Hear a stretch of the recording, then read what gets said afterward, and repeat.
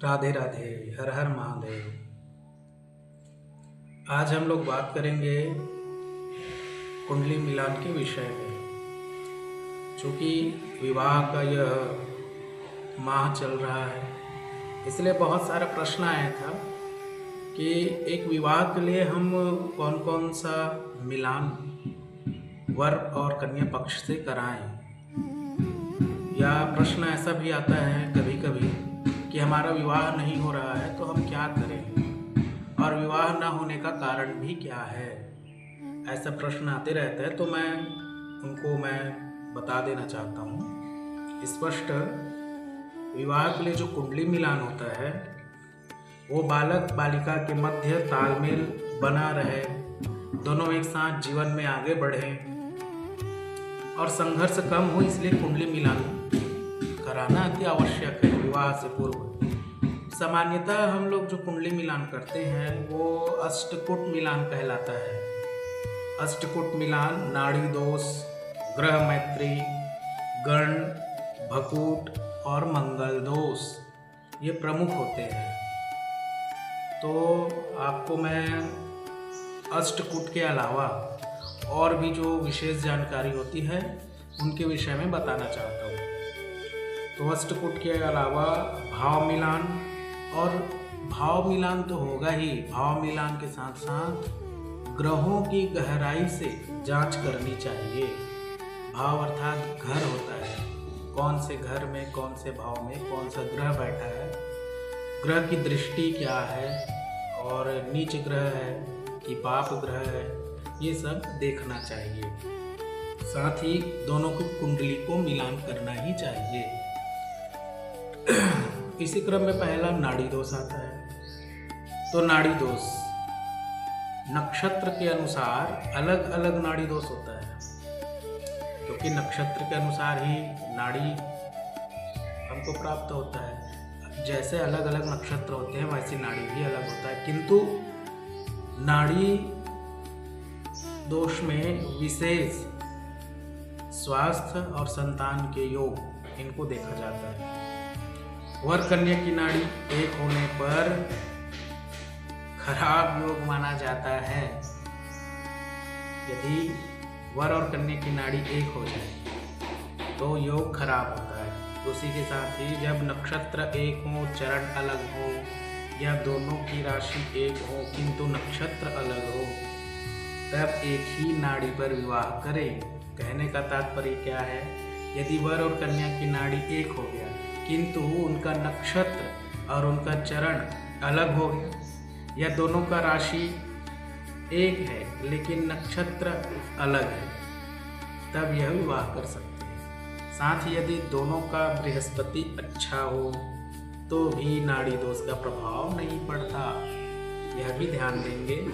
इसी कड़ी में मंगल दोष का विचार आता है।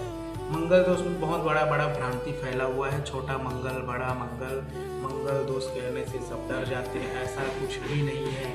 मंगल दोष हर क्षण आपको कष्ट नहीं देता, और कुछ मंगल ही है। मंगल दोष कुछ भावों पर विद्यमान हुआ मंगल आपको कष्ट देंगे। जो छोटा मंगल बड़ा मंगल कहते हैं उससे भयभीत ना हो।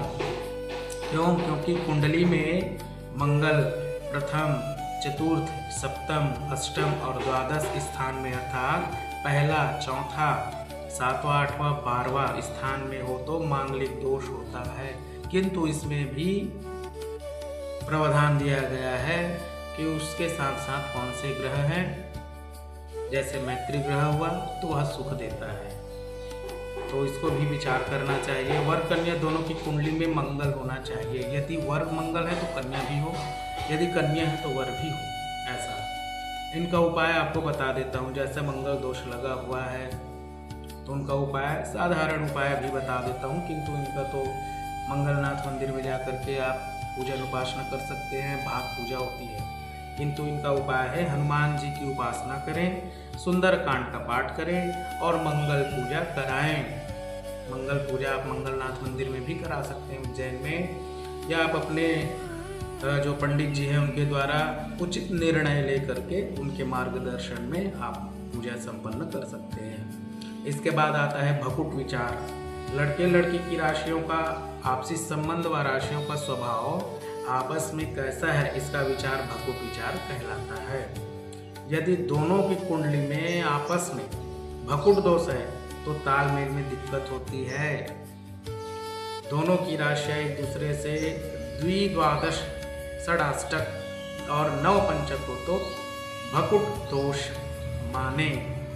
वर कन्या की राशि में मित्रता हो या दोनों की स्वामी एक हो तो दोष भंग हो जाता है, इसमें भकुट दोष नहीं लगता। इसको भी आप ब्राह्मणों के द्वारा विचार करा सकते हैं। अब आता है गण।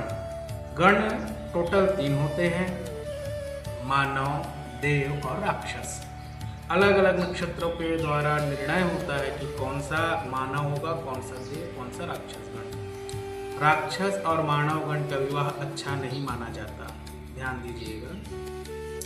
यदि राशियों में मित्रता है तो गण दोष भंग हो जाता है, तो यहाँ पर भी आप मुक्त हो गए इस दोष से।